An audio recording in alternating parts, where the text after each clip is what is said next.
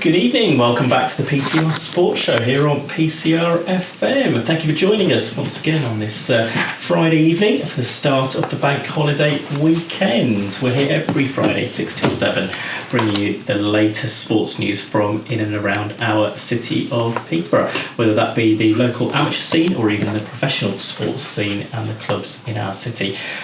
We try and cover as many different sports as possible, and tonight is no different. We're going to be talking about Peterborough United Foundation's Youth Employment Hub, which is recently opened, and delighted to say we've got in the studio with us this evening Dean Watson, who is the hub manager. Welcome, Dean. Welcome, thank you.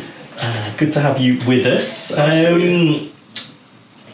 Where should we start? I mean, it's been quite a rise for the hub, hasn't it? When I see the stats that you sent through to me in terms of the engagement that you've had. But let's start with the foundation first. Just give us a little bit of an overview of the Peterborough United Foundation for our listeners who may not know of it or know as much about it as they think they do. Yeah, so the foundation is the charity arm of Football Club. It's a self-organisation in its own right.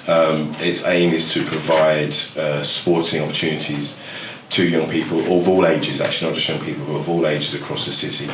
But to use sport as a tool to break down barriers within the city that people are facing. And again, you talked about all ages there and all activities as well, because the foundation puts on yoga classes, all the way to walking football, to the half-term summer camps, yes, for example. So that really does encompass quite a breadth of opportunities for people to get involved. It does, and there's pretty much anything anybody would like to get involved in within the foundation. It's there, like I say, from health, well-being, schoolwork, football participation, social cohesion, through to different clubs throughout the evening and the weeks. It's just there for everyone, really, and it's fun. You know, the impact sports can have on people's mindsets is amazing. And through the foundation, we hope to bring that to as much people as we can in the city. Yeah, sport does play a pivotal part, isn't it? People see it as the physical activity, but I suppose the mental benefits of taking part in a team activity or a sporting activity also pays off as well. Oh yeah, I'm sport through and through. Like since I've been in school, sport has played a vital part of my life, but not just personally, but professionally, with regards to the jobs I've had in my career, and being able to use sport as the tool to help and engage with just different people who might not be low on confidence or might not have the belief in themselves. And again, each programme that's delivered in the foundation aims to provide the opportunity for people just to relax, come and try something new, fail at something, learn about it. But sport is that environment that we have to fail to improve ourselves. Yeah, I suppose you could call it a bit of an icebreaker, really, couldn't you? That common ground. Yeah. You know, it helps break down those barriers, which then hopefully opens up more conversations to support not just the youth in the city, but the older generation as well. 100%. Sport is that, regardless if you like football or not, cricket or not, it's a conversational piece. But you get to know the person, or know the young person or the adult or the senior citizen through sport, and then you get to find other areas where you can link them into different avenues, but obviously it brings people together so that their social isolation is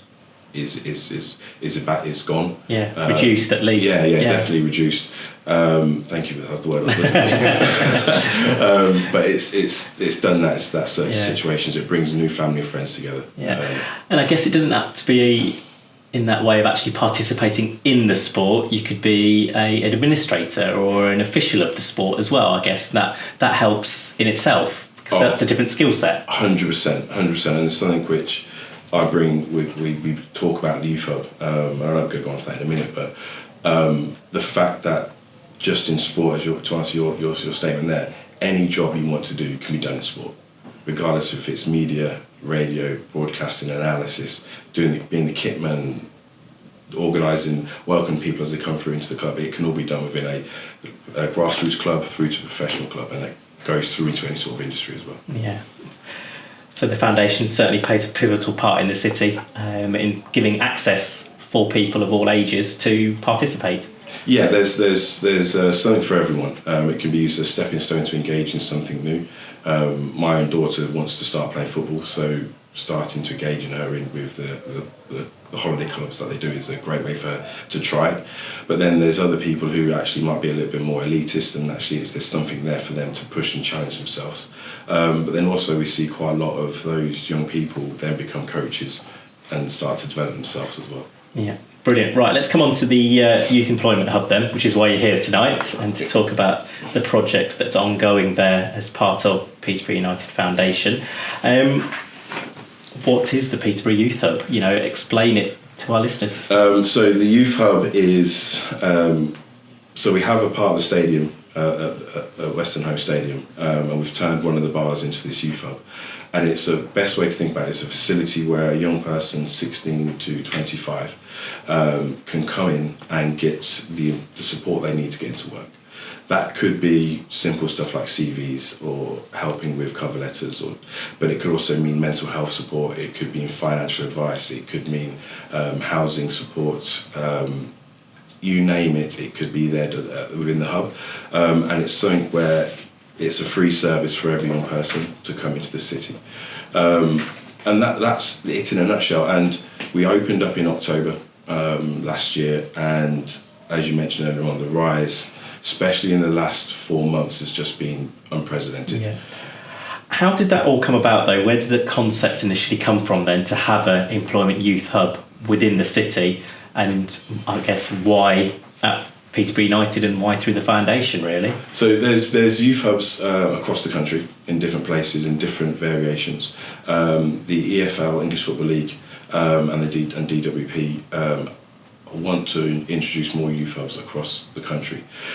Peterborough has, in comparison to the number of people in the city, has a high level of young people who are not in education, employment and training, so NEET. It's around about 2,000, which is a very high number for the city in the area. So the combined authority was one of the 8 trailblazer cities, so from national government, they were one of the 8 trailblazers to be able to deliver the programme. And from that, and the foundation have had a thought process for probably about 18 months. How can we put a youth hub in the city? And it kind of was just like an opportunity where there was funding, there was obviously a trailblazer, and then the aspirations to put the funding, the youth hub in place. So it's a combination of everything. This youth hub is one of the first in the country to offer that holistic approach, so that young person can get any sort of support they need. And that support is anything from CV to job applications, I guess? Yeah, but also personal development. Okay. So we spend a lot of time, so young people, somebody would come in, I need help getting to work, I need a new CV, or I've got an interview tomorrow. When we start to unwind that support system, and our supports, each interaction we have with a young person lasts at least an hour with them, the mindsets and personal development comes out. So first impressions, how to use social media as a tool, how to sell yourself in an interview. You know, the horrible question we've all had, tell me about yourself. How would you answer that question? Yeah. So we work a lot on the personal development side of that young person, rather than just, here's a CV, here's an interview prep, here's how you fill out an application format. And I guess a lot of that is confidence as well, you know, and that initial step to walk through that door, it would be a challenge for them in itself. So I suppose it's getting that message out there that this youth hub is available and that support network is available for them as well. Definitely, and it's something we are seeing. For the first 6 months, we had 125 young people come through. We're now touching to 353 young people in total have come through the hub itself. So we're seeing the confidence of each one coming through. But you're right, confidence plays a big part, and that's just not confidence of self. That's also confidence in being able to apply for a job, or being able to have a conversation, or having enough experience, but being confident in yourself. But yeah, definitely, for me, that's the number one reason, the number one barrier young people have. How do you try and break down those barriers then, when they first walk through that door, or if an initial contact is made before they come to the youth hub? I suppose techniques, support networks around you to help, you know, break down the barriers. So if I lay the picture of what the hub is, so we've converted bar 75. For those who are Posh fans and have been to that bar and know what it's about. So we've converted that into the youth hub. So there's music playing. Every young person gets offered a soft drink if they want to. We have access to 5 boxes, so a young person can then go into one of those boxes to relax and chill. They're met with somebody on the front desk. We're having a conversation. The main thing is time. As I mentioned earlier on, an interaction with us lasts at least an hour. With the work coaches that are there from the job centre, they're half an hour.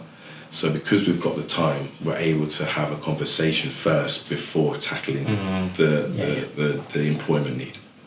And I guess that's the barrier there, isn't it, as well? You don't want to be diving straight into that conversation. You've got to try and build that trust between you and the young person coming through the door. Yes, trust is vital. Being able to listen and vent. So of the hour session, 30 minutes might just be taken up of I've had a horrible day getting into the hub, or I found it really difficult, or I'm struggling with this. As I mentioned while I was off air, we had a young girl who presented herself as homeless. So the employment stopped. We got to know her, had a conversation, connected her with the right services, that she could then go away and be supported correctly. We've then picked up employment support 3 weeks later. So having that conversation, being able to listen, because every young person is different, has different needs, different desires, different outcomes. We can't treat every single one with the same brush. So by having that time, that allows us to do what we're doing. Brilliant. Some great work going on there already, and we're certainly going to dive into more detail, but we're just going to take a short break now, and we'll be back with Dean, who is the Peterborough United Foundation's Youth Employment Hub Manager, very shortly.